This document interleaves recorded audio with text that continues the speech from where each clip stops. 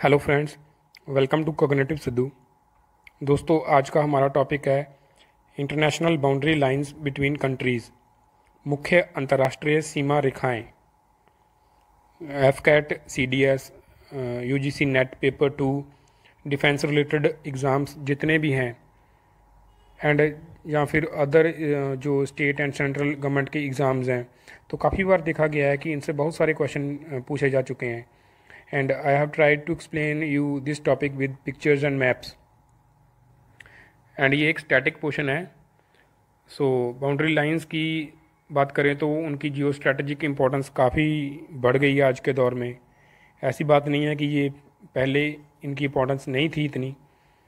And China and specially Pakistan की अगर बात करें तो हमारे तो हमेशा से बाउंड्री इश्यूज़ रहे हैं उनके साथ, and as well as international relations from UPSC perspective and research perspective काफ़ी important है हमारा आज का टॉपिक।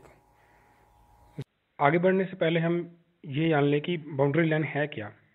जैसे हमारे घर के बीच में और पड़ोसी के घर के बीच में दीवार है जो ये सेपरेट करती है कि ये हमारा घर है और जो पास वाला है वो पड़ोसी का घर है। In the same way the boundary line which demarcates कि ये इस साइड वाला हमारा नेशन है, दूसरी साइड वाला पड़ोसी देश है, तो उस लाइन को बाउंड्री लाइन बोला जाता है। एंड पर्सनली आई फील कि आज के जो जितने भी जियोपॉलिटिकल इश्यूज हैं, अगर इनको देखें तो इनकी मेन जो जड़ है ना वो बाउंड्री लाइंस ही हैं। या तो डिमार्केट नहीं हुई है, या फिर अगर डिमार्केट हुई है तो वहाँ पे इलीगल इंट्रूजन्स हो रही हैं, ट्रांसनेशनल ट्रांस बाउंड्री क्राइम्स हो रहे हैं, हर तीसरे दिन गोली चल रही है। So from that point of view हमारा आज का टॉपिक काफ़ी इंपॉर्टेंट है। एंड जिन्होंने अभी तक चैनल को सब्सक्राइब नहीं करा है प्लीज़ चैनल को सब्सक्राइब कर लें एंड वीडियो को शेयर ज़रूर करें। सो आगे बढ़ते हैं हम अपने बाउंड्री लाइंस पे। फर्स्ट है हमारे पास Radcliffe line. This is international border between India and Pakistan and India and Bangladesh.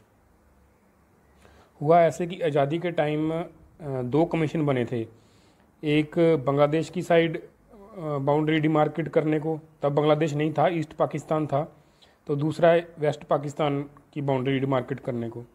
तो दोनों कमीशन का जॉइंट चेयरमैन थे सर सिरिल रेडक्लिफ, इनके नेम पे ये लाइन बनी हुई है। तो this line took effect on 17 अगस्त 1947 जब पार्टीशन इम्प्लीमेंट हो गई।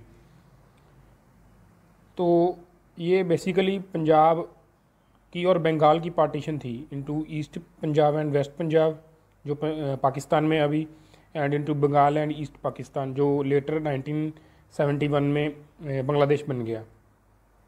Next is McMahon line.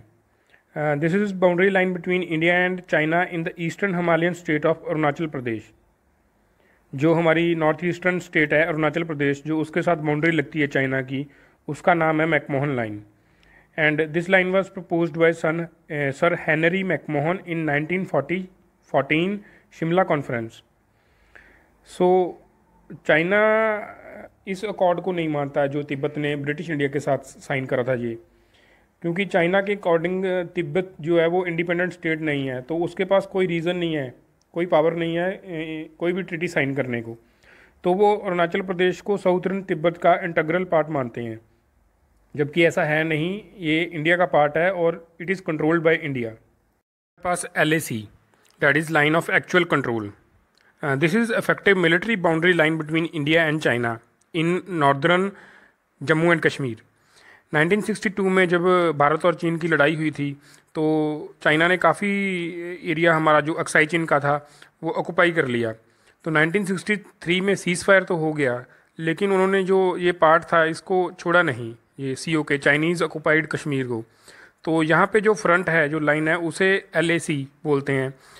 Well, it is not legally recognised international boundary but it serves as de facto boundary between India and China. Next is line of control, that is LOC। This is also a effective military boundary line between India and Pakistan। तो जो red Cliff line थी ना, वो पंजाब के जो northern part है पंजाब का, जहाँ पंजाब की बाउंड्री ख़त्म होती है, वहाँ तक डिमार्केट करी गई थी, और ऊपर आगे जो कश्मीर था वो ब्रिटिशर्स ने डिवाइड नहीं करा इंडिया पाकिस्तान में। जो महाराजा रंजीत सिंह थे, king of princely state of JNK, तो उन्होंने गवर्नर जनरल माउंटबेटन के कहने पे इंस्ट्रूमेंट ऑफ असेशन साइन कर लिया इंडिया के साथ 1947 में, जिसकी वजह से जो जम्मू कश्मीर की टेरिटरी है वो इंडिया की टेरिटरी हो गई उस ऑफिशियल असेशन की वजह से। तो वही वजह है असेशन की कि इंडिया का जो ऑफिशियल पोस्चर है आज, उसको लेकर इंडिया क्लेम करता है कि जो आज़ाद कश्मीर है, जो गिलगिट बाल्टिस्तान है, जो POK में है, वो इंटेग्रल पार्ट है JNK का, इंटेग्रल पार्ट है इंडिया का। फ्रेंड्स, नेक्स्ट हमारे पास है सिगफ्रीड लाइन। जैसे कि आप मैप में देख रहे हैं, दो लाइंस हैं। जर्मनी की साइड जो रेड कलर की लाइन है that is Siegfried line, and France वाली साइड जो ग्रीन कलर की लाइन है दैट इज़ मैगिनॉट लाइन्स। हमेशा याद रखिए, फ्रांस और जर्मनी के बीच में दो डिफेंसिव लाइंस हैं, एक है सिगफ्रीड और दूसरी है मैगिनॉट लाइन। अब बात करते हैं सिगफ्रीड की। This is defensive line which was built by Germany during 1930 opposite to France Maginot Line, and this line is also known as West Wall Line in Germany। और अगर मैगिनॉट की बात करें तो ये डिफेंसिव लाइन थी जो फ्रांस ने बनाई थी जर्मन इन्वेजन को रोकने के लिए, and it is named after war minister Andre Maginot. Friends, next हमारे पास है Oder Neisse line. It is international border between Germany and Poland. Oder और नीस दो रिवर्स हैं, दो रिवर्स के नेम हैं। ऑर्डर जो है वो it run parallel along the border, and जो नीस है वो अंदर टेरिटरी से, जो पोलैंड से आके ऑर्डर को मीट करती है। तो दोनों रिवर्स आगे फिर बॉर्डर बना के चलती हैं एंड बाल्टिक ओशन में गिर जाती हैं। फ्रेंड्स, अगर आपको वीडियो अच्छी लग रही है तो प्लीज़ लाइक ज़रूर कर दें। नेक्स्ट हमारे पास है Hindenburg line. This is demarcation line between Germany and France. ये लाइन अब एग्जिस्ट नहीं करती है। 1916 में जर्मनी द्वारा बनाई गई थी ये लाइन। आप मैप में देख रहे हैं, ये डॉटेड लाइन जो शो हो रही है ये हिडनबर्ग लाइन है।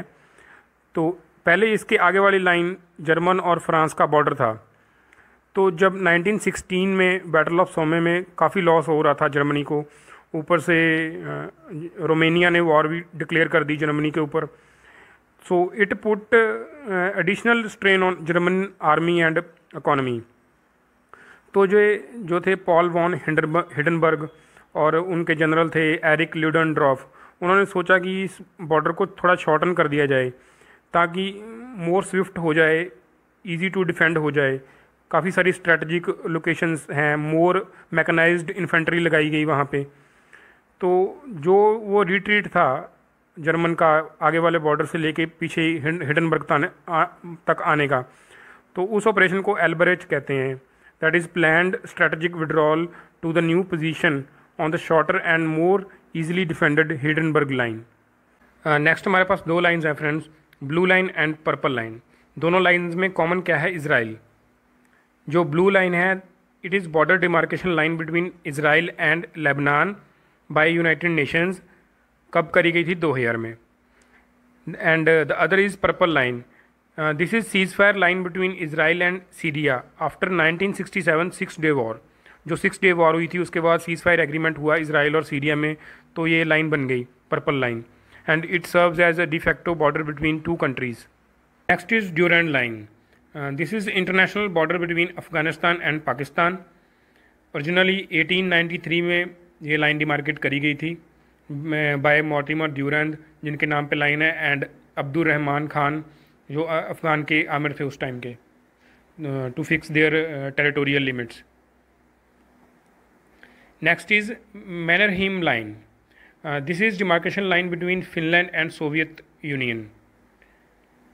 It was defensive fortification line on the Kremlin isthmus. और इस लाइन को बनाया था फिनलैंड ने सोवियत यूनियन की एक्सपेंशनिस्ट पॉलिसीज़ को रोकने के लिए, and it came to be known as Mannerheim line after field marshal Baron Carl Gustaf Emil Mannerheim. और जो विंटर वॉर है 1939 की, वो इस फ्रंट पे लड़ी गई थी। आगे बढ़ने से पहले फ्रेंड्स हम ये जान लें कि लैटिट्यूड और लॉन्गिट्यूड क्या होता है, जिन्हें हम कई बार बोलते हैं ना कि 17th पैरेलल है, 25th पैरेलल है, 49th पैरेलल है। तो हम पहले समझ लें कि लैटिट्यूड और लॉन्गिट्यूड का क्या है। तो जो फर्स्ट फिगर है उसमें आप देख रहे हैं इक्वेटर है, जिसे हम भूमध्य रेखा बोलते हैं, 0 डिग्री पे जो लाइन है।